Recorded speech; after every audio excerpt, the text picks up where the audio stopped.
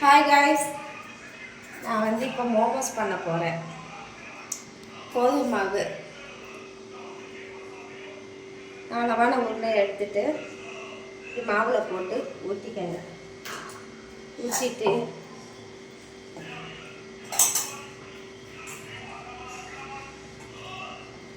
கொஞ்சம் ஸ்டஃபிங் வைக்கிற அளவுக்கு நம்ம சப்பாத்தி பூரிக்கு தேய்க்கிற மாதிரி தேய்ச்சிக்கோங்க. தேய்ச்சிட்டு நம்ம ஸ்டஃபிங் வைப்போம். இதில் என்னென்னனாக்கா குடமிளகா, கேரட்டு, முட்டைக்கோசு, சிக்கனு, பெரிய வெங்காயம், தக்காளி எல்லாம் போட்டு எண்ணெயை ஊற்றி கொஞ்சம் லைட்டாக வதக்கிக்கங்க.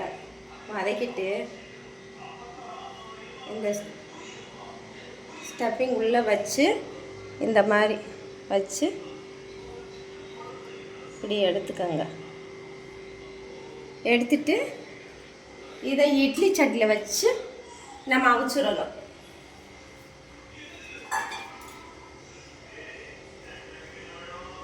அவிச்சிட்டோம்னாக்கா மோமோஸ் ரெடி.